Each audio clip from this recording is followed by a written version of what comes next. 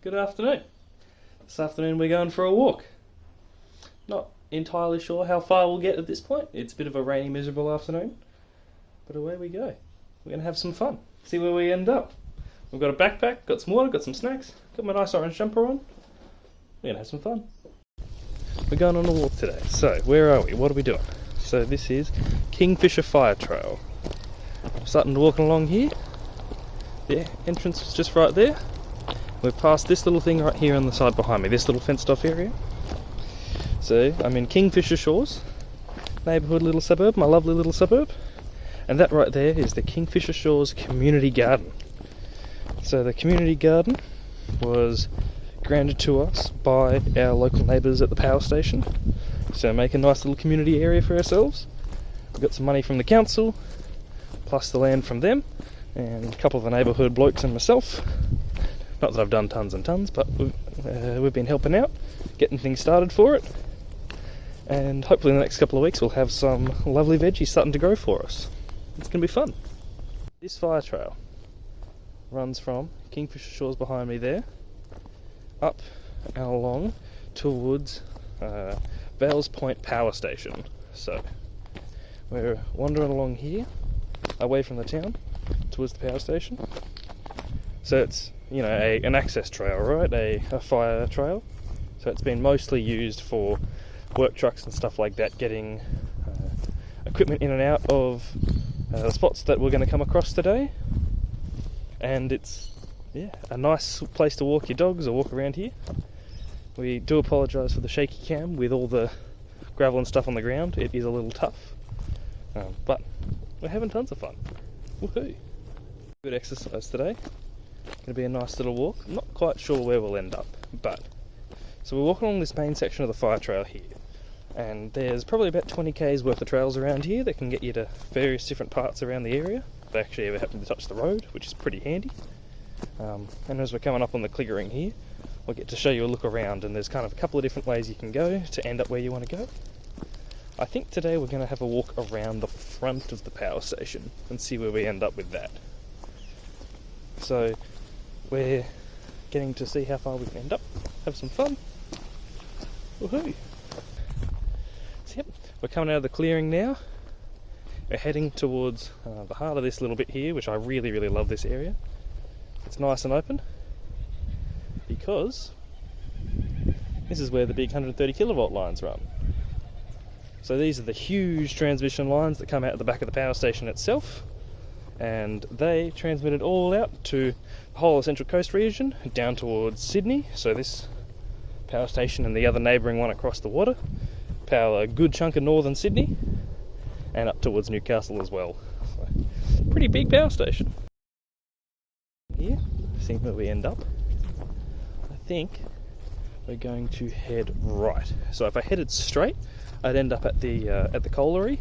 So, you know, where they store all the coal and the big conveyors that they use to get the coal from the colliery itself across into the power station to be, you know, burned and generated electricity with. But we try to avoid that bit there because, I don't know, coal dust, a bit gross. Although we'll have to go and explore the back of it one time when it's not running and see what's going on there, because that's always fun. But no, we're going to turn and see where we end up. The colliery, that's where we came from. We're heading down here, this little opening right here. Where's it going to take us? We're following the lines. It's a bit wet, it's a bit soggy. You get all those little seeds and tags or whatever, they get stuck to your socks and the back of your jeans and whatnot. So it's going to be tons of fun today, but we need to get some exercise somewhere. So now we're just following on a little 4B track. So this is used for maintenance and access only. This one's not really used all that much, and it's not really used as a walking trail because it's not all that well defined. But from the satellite maps, you can just see it on there. You can see the outlines of the wheel tracks, and that's pretty much how I figured out where all of these different tracks go, is by sitting there on the satellite maps and tracing them all around, because obviously when there's nothing, it's easy to figure out where you are. Otherwise, a little bit of a challenge when there's no when there's trees above you, or dealing with all the other infrastructure around here. But that's it. I'm sitting underneath power lines, walking along, having fun. A little bit about the power station. So this is Vales Point Power Station. It is, if I remember rightly, the 4th largest in New South Wales. So this one and its sister across the water at Erang. These two power a good chunk of the region. So they're coal-fired power plants. I forget exactly how big they are, but they are pretty big. They have been in service for about 40 years now, with an expected tenure of 50 years. So they're kind of getting towards the point of the end of it for them. I think they're meant to get shut down in 28 or 29. So that's a little while away, but not too far away. So they're definitely getting on with their age. There's been a couple of different proposals in the last couple of years that have talked about replacing them or upgrading them. So there was a program that was talked about last year, a federal program that talked about adding battery storage on site to some of these facilities, or upgrading the turbines and doing a bunch of other things to the facilities here to upgrade them. And a lot of those ended up getting knocked back. Why did they get knocked back? Well, if you're looking at the infrastructure for it, it's a 40-year-old coal-fired power plant. It's not exactly brand new infrastructure. Now, if you want to chuck batteries along the side of it, cool, that's no worries, you've already got the distribution infrastructure, and that's kind of a separate thing. But actually going in and upgrading part of the power station has generally been seen as kind of, prolonging coal longer than you need to, when it's not that efficient. And if you're, trying to be conscious of cost, not even just climate change, using natural gas these days generally tends to be a bit cheaper, as far as I'm aware. So, coal's just ugly and gross. Yes, we have a lot of it, but you can make way more money selling that coal to people overseas, or to businesses in Australia here, to use that for steel or other alloys. It's got plenty of other uses that, don't harm the environment as much and are way more profitable and worthwhile.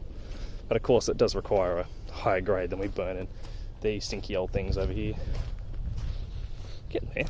We've been walking for a little while now. So what's it like actually living next to such a big power station like that? Well, there's a lot of people that say, hey, look, it's a modern power station or whatever, right? Shouldn't be too big of a deal. And the truth is, you do barely notice it. There's only a couple of bits where you do. There's a general little hum in the background that you can hear at night, but it's not louder than the birds or anything like that, right? It's not very loud. You can just hear it whirring away in the background. If I stop for a sec. Nah, not quite. The water's louder than it, so it's not too bad. You barely notice that. What you do notice is the soot, the ash, right, from the combustion. You do kind of start to see bits of, like black dust or whatever on the back of your car, little bits of soot on the back of your car, on the back of your house, on the side that faces towards the power station. So one side of my house is noticeably discoloured from the other three, because that's the side that faces the power station. It's not too bad, but over 40-something years of the house being there that I'm in, that's what does it. So okay, we're getting there.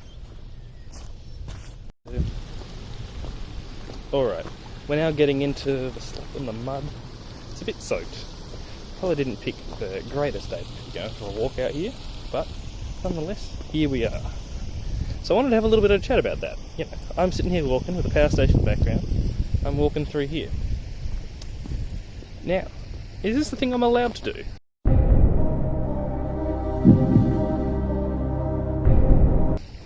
Well, I hope so. That's one thing, but in general with trespassing law in Australia, you get a good amount of leeway with kind of what you can get away with and what you can get up to. I'm not sitting here, destroying things, breaking things, whatever. I'm just kind of going for a walk along a predefined path, right? So that's good. I'm not having malicious intent. The other thing is, you will notice at the start of the video, when I started walking along this trail, there's no big fence and gate stopping me from walking through here. Yes, there is a gate that stops cars coming through, but you can walk around the gate.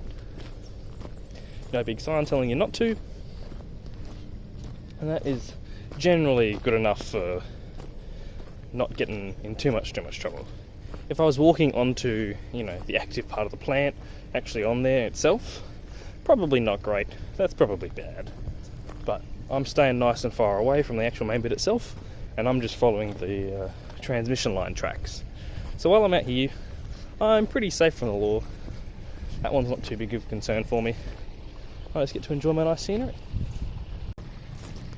So I've been liking on going walks like these, apart from keeping my exercise up, seeing what you can find. It's always fun.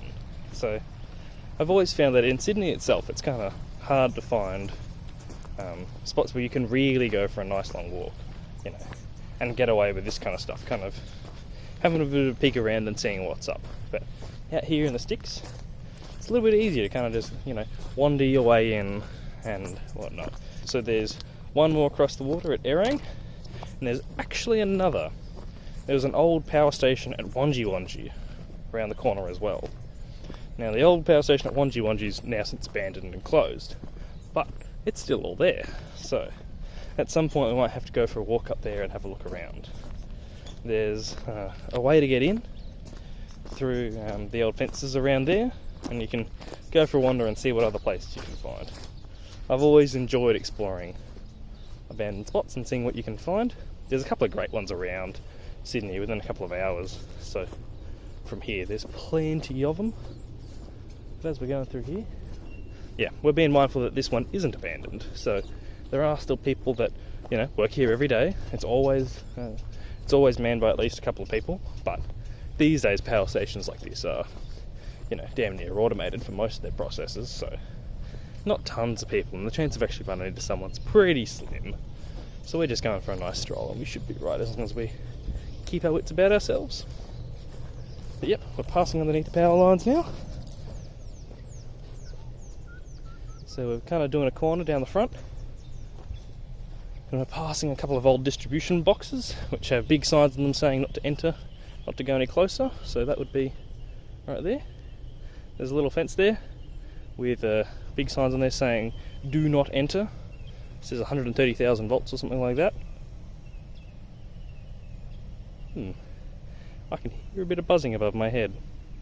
That's always a bit disconcerting. Anyway, let's keep walking. Yeah, we can hear the slight buzzing of the electricity above us. So it's 130,000 volts, I'm pretty sure, for these ones, which is a lot. So we're going to be nice and careful and nice and mindful of those. Yeah, let's not think about that one too much. Gonna get struck by artificial lightning. Alright, so I've found a road. I found a track. We're actually going to be following this track today. So we started on the eastern side of the power station. We've walked around it, and we're now on the northern side of the power station. Sorry, looking for people. So we're walking along this little road here. So there's old light fittings and cameras. Well, looks like it might be cameras. Yeah. So anyway, we're being very, very mindful. So this little area here was just our maintenance bit here. If we look further along, there's fences and more things down there. That's the main chunk of the power station where all the generators are. So we're kind of staying around the outside away from it all. We're on the colliery on the maintenance side, so that's kind of where I like to stay. I try to not go any further that way. I don't know. It's probably no big deal, but don't want to create a fuss. So anyway, we're walking along this track here. So this is it's a paved road. It's not beautifully paved, but it's paved nonetheless. So where are we going?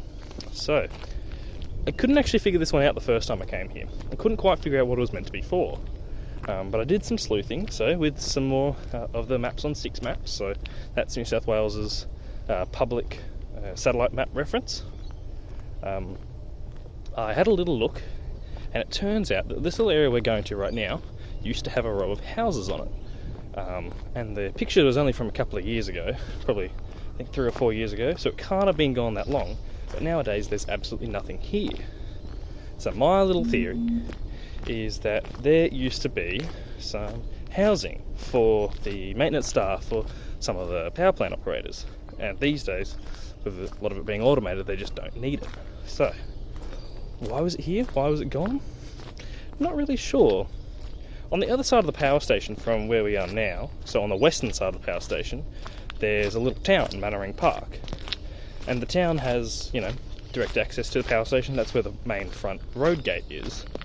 So most of the people who would work there obviously live in that area. But why here? Why do they have it on site? Not really sure. So there's a bunch of parts around here. See, bits of corrugated metal, things like that. Not really sure why. So there's some things scattered around, but when we actually get there in a second, I'll show you. Really is nothing at all. It's a bit funny.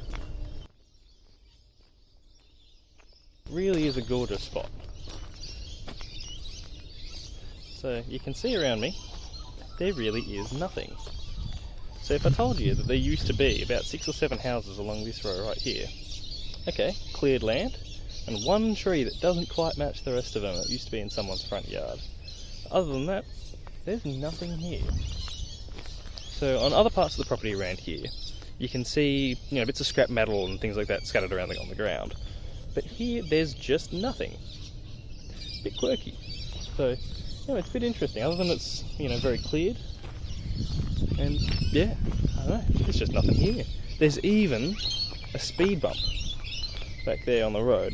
There's a little speed bump on the way into town here. Yeah, it's weird. It's a bit strange. What you can see through the trees is that is Lake Macquarie right there.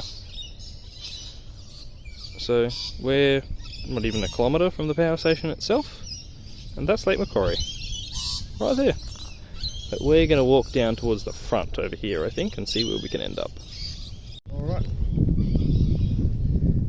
we've made it to the spot at the end here, and I think it's time we got out a snack. So what are we going to do? Half-eaten boxes of shakes? Sounds good to me. Now, I do have a bottle of water, as you always should have, but our little cheeky secret for today, we have, fantastic, a built-in original cider. So this is their regular apple cider, so not their cloudy apple one. That's going to be our drink for today. So on the side of the survey mark, did we get it? We got it. Fantastic. They say they're twist tops, but you always got to pop them first. So good.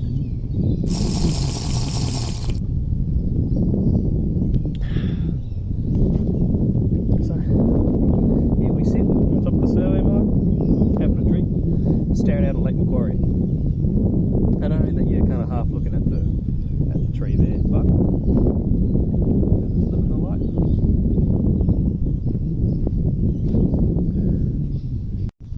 So what are we doing out here? Normally I like going for, you know, trips and adventures a little further afield. I love camping, got a 4-wheel drive and a swag, you know, that's all you ever need. Chuck it in the back, chuck an esky in or something like that, go adventuring, see how far you can end up. Because you can walk to some pretty cool spots if you can drive to the spots first. But why are we here? Well, lockdowns. So what we're sitting on right here is actually pretty much exactly here, is the boundary of the lockdown area. So I happen to live just right next to it, just inside. So here we are, here we sit in all of our lockdown rules. Now across from us, Lake Macquarie in Newcastle, they've just entered lockdown as well, so not as big of a deal at the moment, but this is week 6, I think, of lockdown. We're going into week 7. Week 7 of lockdown. So I won't say that I'm not starting to go a little bit nuts, you know.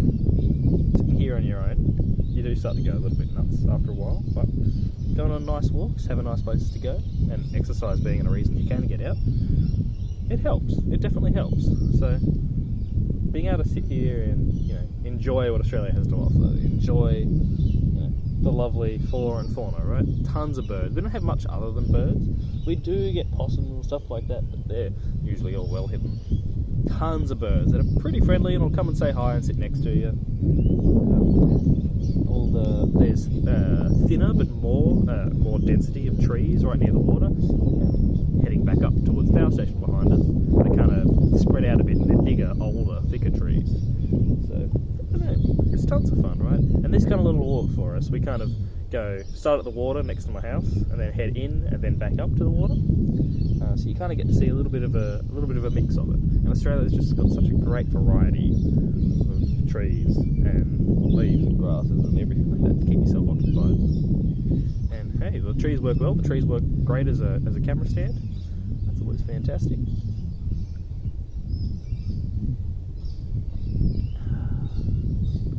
But yeah, we sit here looking across the water. There's a couple of houses on the other side that just kind of sit there on their own. I think how fantastic it would be to have a good chunk of land with a house there, right on the water, right on Lake Macquarie. Tons of stuff happens here around here at Lake Macquarie. You know, there's always tons of water sports happening. So whether it's kayaking, canoeing, or there's tons of windsurfing and that sort of stuff around here, or stand-up paddleboarding. It's tons of fun. What I do to have a little boat to go sailing around on a day like today. Nice and windy. It's a little bit wet, sure, but you're going to get wet anyway. It's all part of the fun. But yeah, so we're sitting here in lockdown, heading into week 7, I think it is. We're getting a bit bored, we're getting a bit lonely. But, you know, that's not the end of the world, right? Imagine if this had happened 100 years ago, no internet, no nothing, to keep in contact with all your friends and family. At least now, I get to talk to my friends online and, you know, video call people. I never used to really be into video calling. I thought it was nuts. You know, just talk on the phone or whatever, so you can do other things. But getting to see someone's face means something, right? And if I get to see, you know, my parents' faces while I'm talking to them on the phone or something like that, that's really valuable. And I really appreciate that we can do that. That we can still, you know, function as a society while being locked down. That's pretty cool. You know, still have all those relationships, upkeep those relationships and be able to do things. Being able to work and study from home, I think is fantastic. You know, I've got a uni exam next week, and I get to do it entirely from home. I think that's fantastic. It's a modern world. Technology's allowed us to be connected, and maybe this is showing us what we can do with that. Maybe this is the counter to, you know, the increase in urbanisation for, you know, the few of us who like that sort of stuff.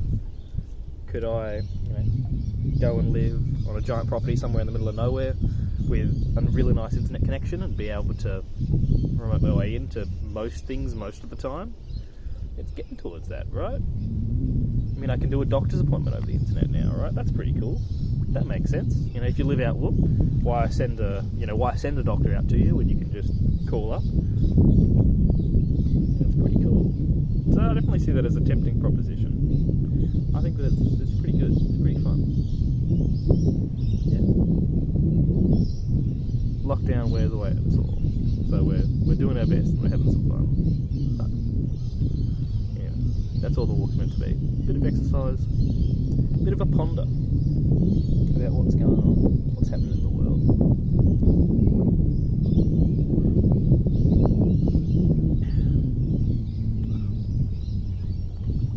These ciders are so good. So, these are Bilpin ciders.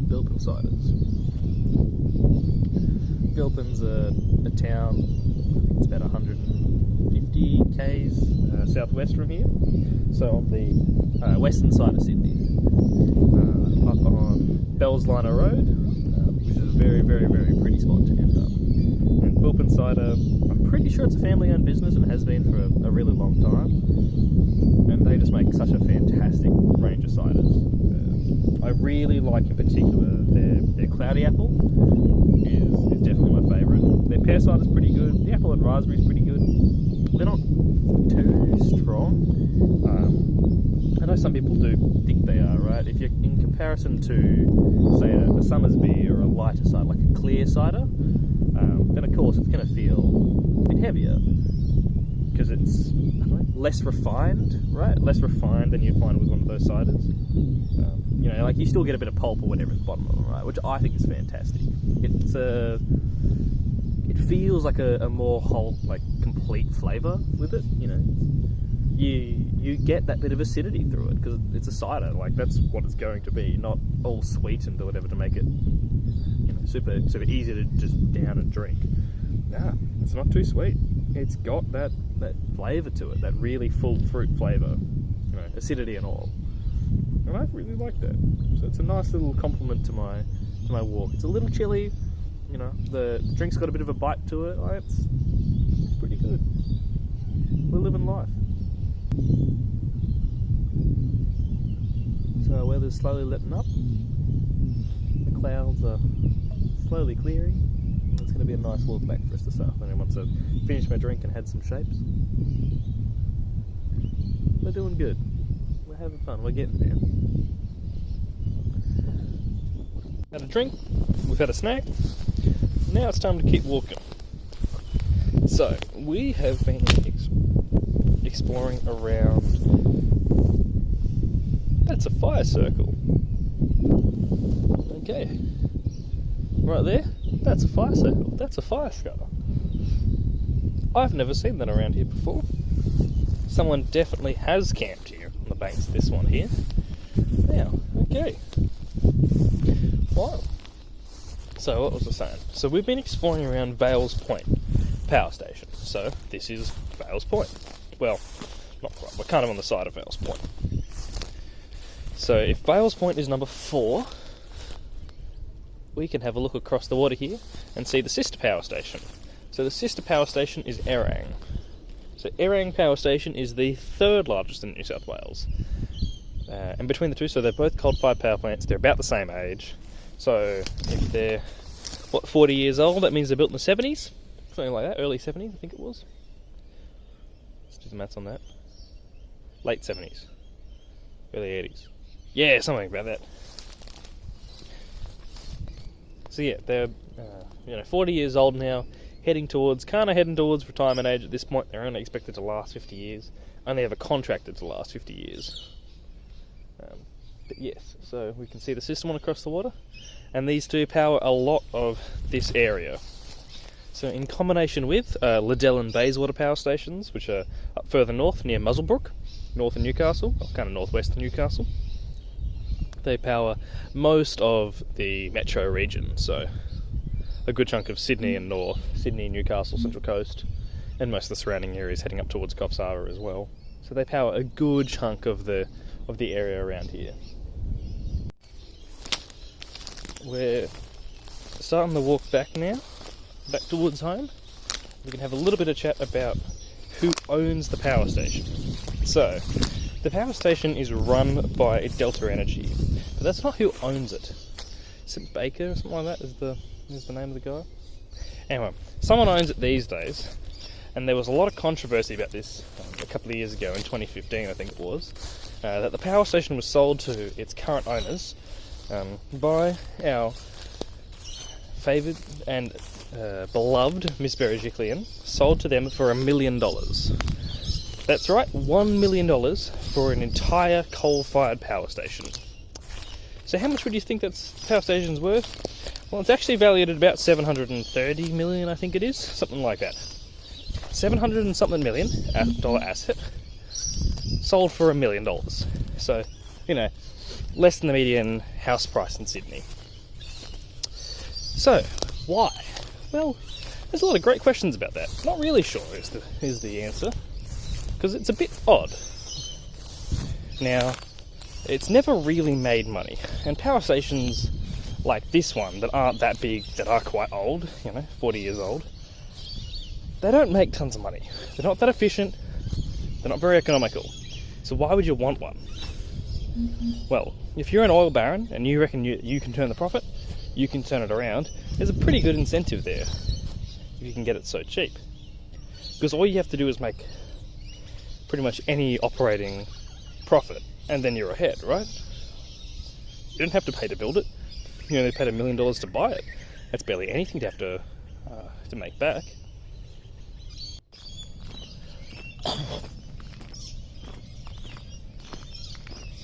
So the current owner reckoned that, they could turn a profit on this really old asset that no one else had before.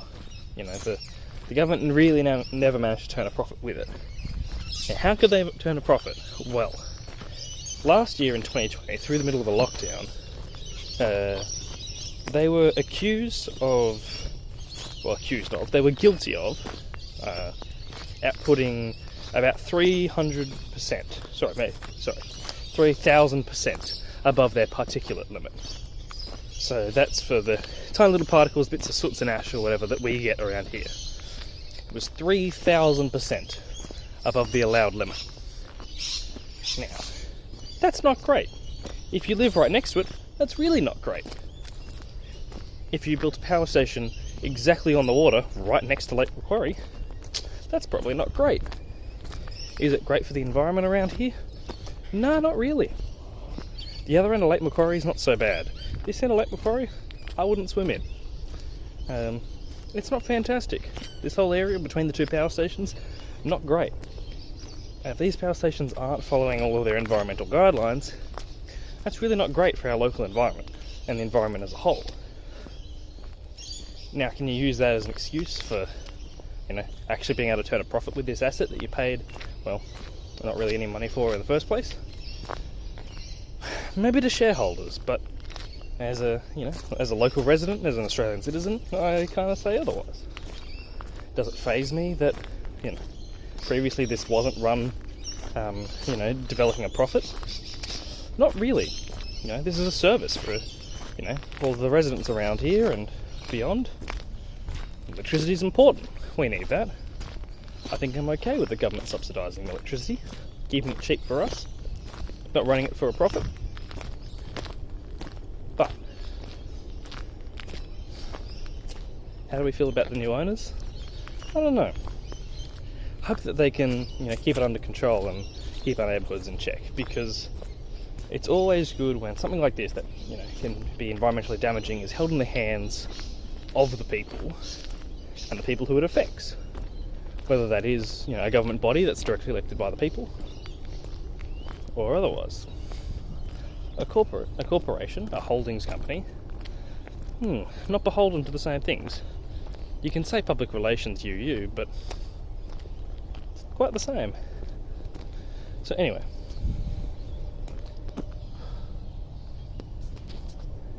we're starting walking back now. We've walked down this little trail back from the water, found the power lines again. This is the further north one, and we'll walk back towards the other one over there, back towards the station itself.